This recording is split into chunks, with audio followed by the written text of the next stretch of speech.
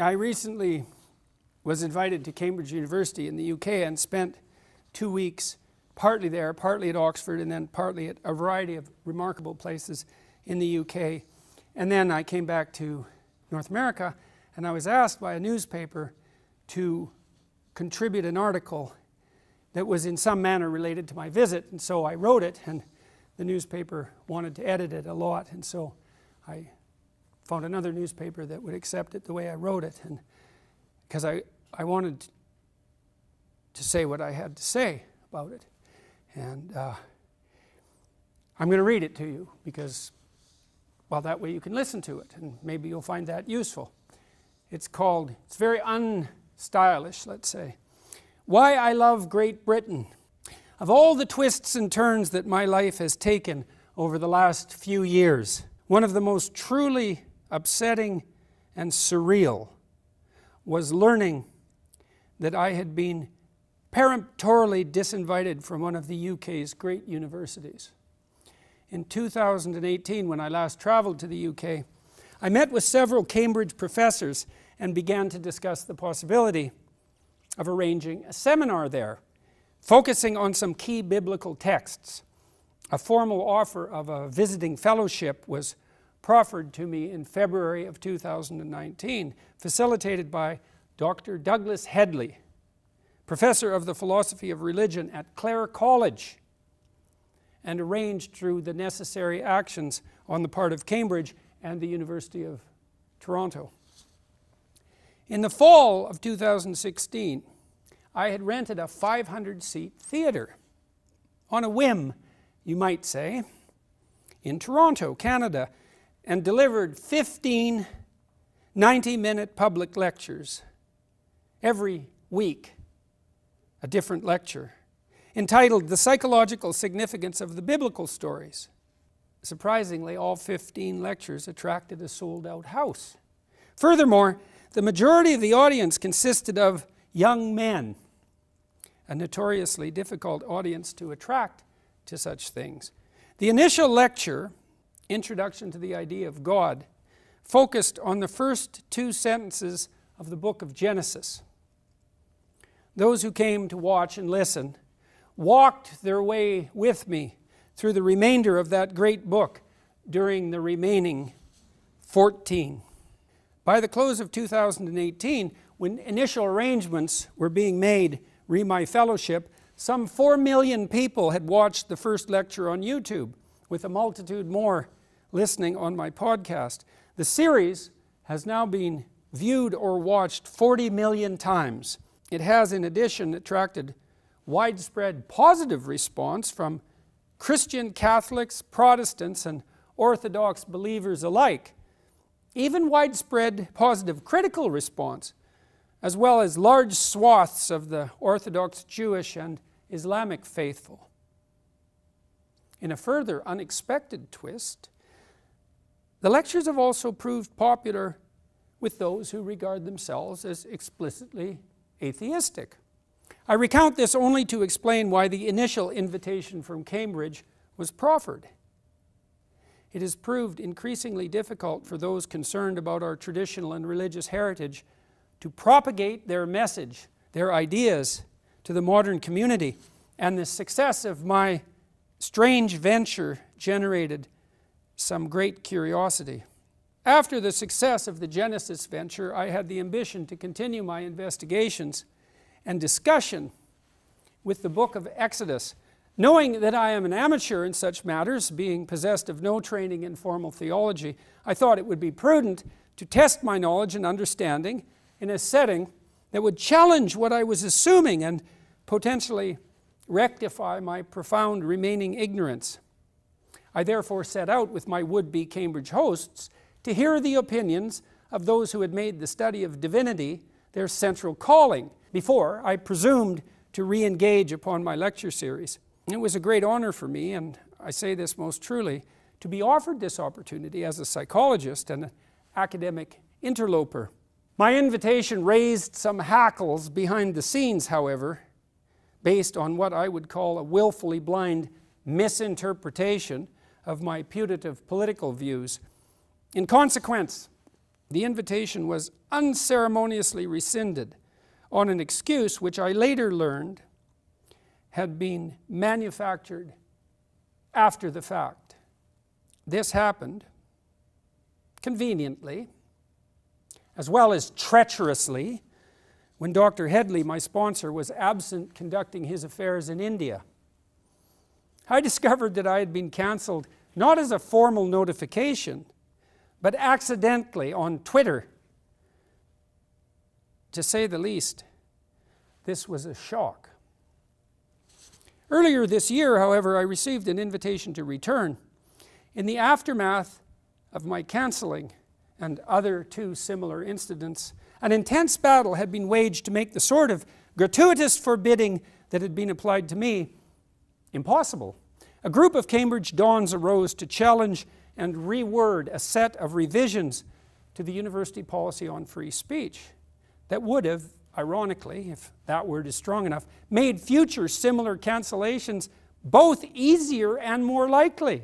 Then they attempted to find 25 people who would affix their names to a petition that forced a full, anonymous, and binding vote on the matter. This specific effort took months. People were afraid to sign, afraid that making their support for such a change public would expose them to sanctions similar in consequence to those that befell me, afraid that they would be mobbed and cancelled.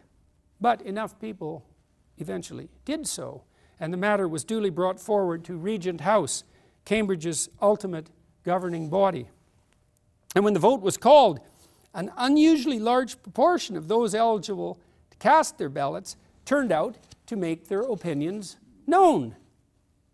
Almost 9 out of 10 of the 1,500 or so who voted did so in a manner that made such cancellations impossible in the future.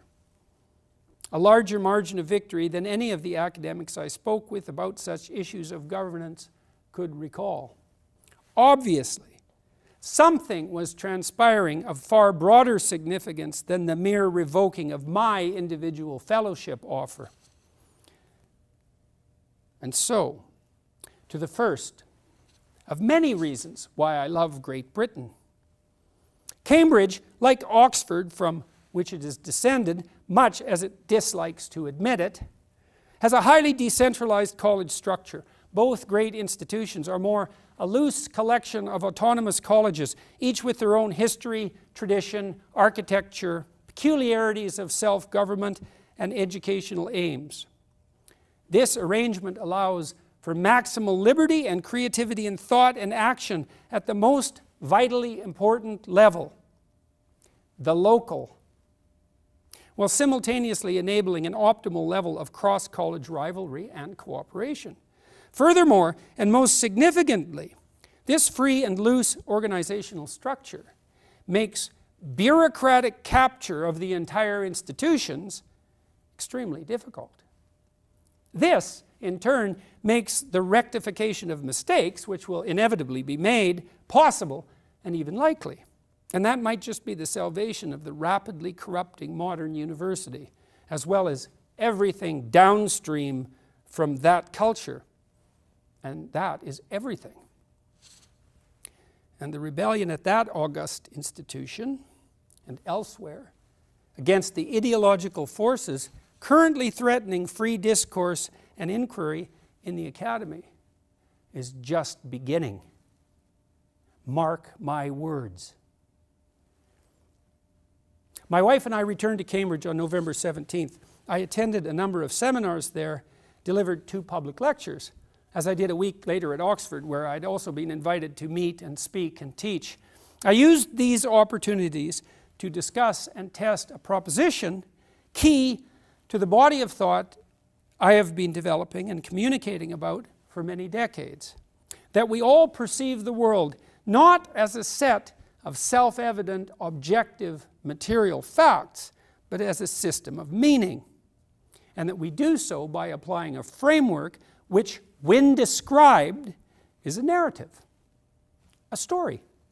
I proposed further that this fact has profound, even revolutionary implications for how we understand science and technology and for how we conceptualize ourselves existentially. in the world. These ideas were markedly well received. I also had the great privilege of talking for several hours while at Oxford, first to Sir Roger Penrose, perhaps the world's most renowned living physicist, and then to Dr. Richard Dawkins, who is rather uniquely a fellow both of the original Royal Society, an honor bestowed upon outstanding scientists, and of the Royal Society of Literature, founded in 1820 by King George to reward literary merit and excite literary talent. Dr. Dawkins is as well perhaps the world's most famous and influential atheist. Dr. Penrose and I, along with Dr. Stephen Blackwood, who served as mediator, discussed his fascinating artistic proclivity for geometric tiling, an endeavor related, in my opinion, to the relationship between mapping a territory and the territory itself. I spoke with Dr. Penrose mostly to inquire and learn, as his knowledge roams far afield from mine, and was well rewarded in my efforts, as our conversation literally spanned the micro and macro cosmic realms. I spoke with Dr. Dawkins after long, tentative, and increasingly amicable correspondence beforehand to clarify my ignorance of his well-defended positions, particularly in relationship to his opposition to religious belief and behavior. Suffice it to say, in the latter case, that we have much more to talk about. I greatly enjoyed both opportunities, and will be releasing a video recording of the former and an audio of the latter in the very near future. I believe that these conversations went very well. I certainly found them intensely engrossing and informative, and I regard it as another great privilege and opportunity to place them online, where they will be made available to millions of avid listeners around the world. I can do that because I'm a free-speaking citizen of Canada, a member of the British Commonwealth, and, except for our own sporadic and inexcusable foolishness, a country shaped to the core by the English common law tradition. Furthermore, I can make those discussions and all my talks and seminars at Oxbridge available on YouTube, the technologically revolutionary platform invented by Americans, who were, even at the time of the revolution and are still now in some real sense, sovereign British citizens, insisting on their due and intrinsic rights. And what would the world be without the recognition of those rights? A stifling web of intrigue, a system of archaic dynasties, a tribal mess of clans steeped in nepotism, warring with one another for access to the short-term exigencies of power. I realize that there are other lights in the world, apart from the UK and its subsidiaries and once dependents. Although I would argue that even the European countries that profess respect for freedom of speech and thought, in reality, fealty to the divine word, both secular and inescapably religious, have done so in no small part because of the influence of that great land. And the fact that Dr. Dawkins and I came armed, so to speak, with radically different viewpoints and conceptions was a spur to our very productive conversation, and not an impediment. And the fact that such discussions and their dissemination are possible throughout so much of the world, rather than positively forbidden and fatally dangerous, is another one of the reasons I love Great Britain. My talks at both Cambridge and Oxford appeared uniformly welcome to faculty and students alike, with a single exception, a rather courageous and comic young woman dressed in a full-body lobster suit who popped in during my most public talk at Cambridge to shout "feminism" and dance briefly about. Why was that reception so positive, uniform, and manifold, when I was apparently ignorant and malevolent enough to be banned from the campus only 2 short years ago? The students at Cambridge remained seated when I entered the hall just prior to my first talk, although they had lined up down the block for most of the day beforehand. While the Oxford crowd, anxious as they are not to be outdone, gave me an overwhelmingly moving standing ovation before I spoke there.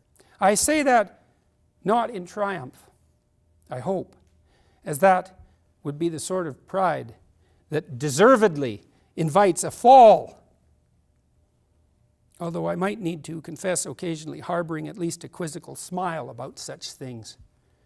Such a public response seems at curious odds with the idea so invidiously insisted upon that I was and am a fundamentally malign person, characterized by literally unacceptable political opinions. The same mode of interaction made itself evident in what were many dozens of encounters with individual students on the streets and in the colleges at Oxbridge. No fear, no disgust, no contempt, no hatred,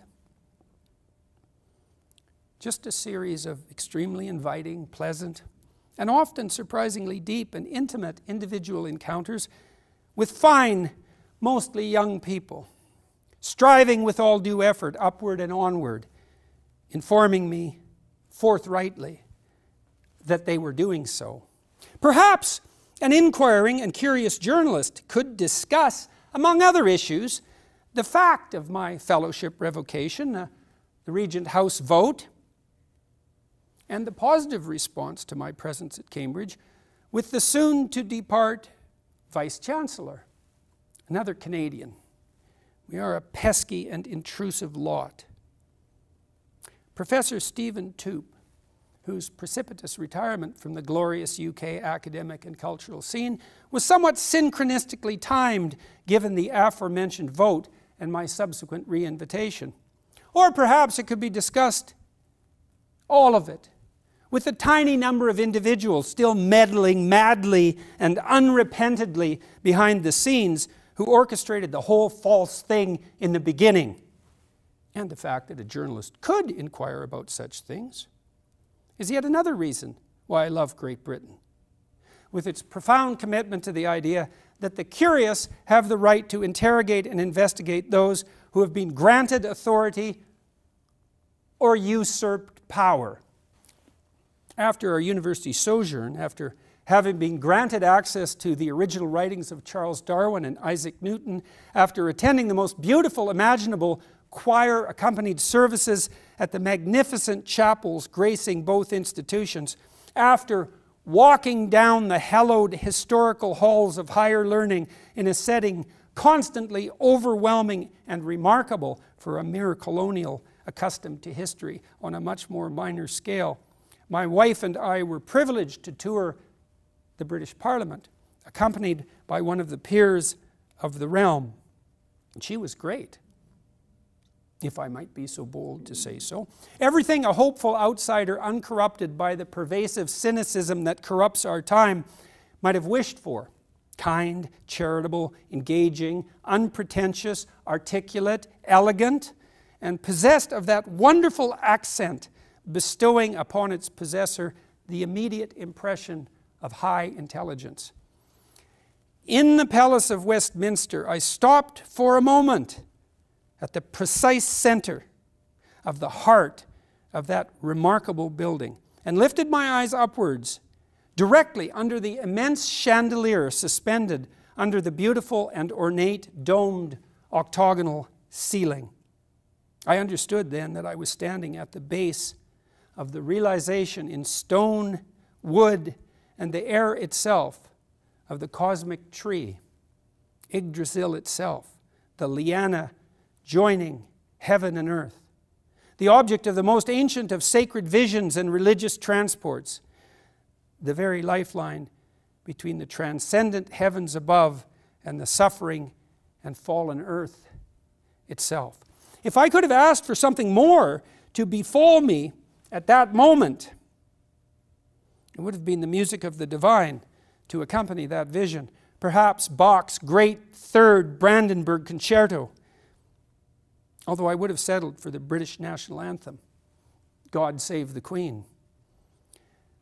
That lobby is most certainly not the untrustworthy, corrupt, and damnable site of power, dominance, and oppression, but the very place where the practical redemption of a great people is continually undertaken, governed by the transcendent and necessary principle of the unalienable right to express the logos as conscience, soul, and rationality itself dictate. That lobby enshrined in that palace, the cardinal castle of the Word, has been a very light unto the world, realized there simultaneously in stone, tradition, and living action. It is the very place where the sovereign voice of the people meets the voice of its representatives, to be carried forth into its eventual incarnation into the body of laws we separately and jointly accept, adopt, and act out. We are all carriers of the temptation to resentment and the desire to compel and force those who disagree with our presumptions, that poses an eternal threat to the integrity of our souls and our societies. We are all possessed by the attributes of the Auschwitz capo, the Gulag trustee, the willingness to turn away and to consciously deceive, and the capacity to delight in oppression and cruelty. We are each and all of us tainted by the blood that soaks our soil. But the people of Great Britain have granted the world a gift whose power stands in permanent opposition to our most appalling proclivities as individuals and societies. That gift is the political expression of the sanctification of the Word, freedom in speech, imagination, and thought. Freedom to engage in the very process that builds and rebuilds habitable order itself from the chaos that eternally surrounds us. And that freedom is expressed in many ways, small and great, in the British Isles, in the wit of its people, in the effectiveness of its institutions, in the beauty of its art and literature, in the political and psychological presumptions that guide private discourse and public conception and action. And that is most particularly why I love Great Britain. And that is why people of that realm, and not only of that realm, you should love her too, despite her sins.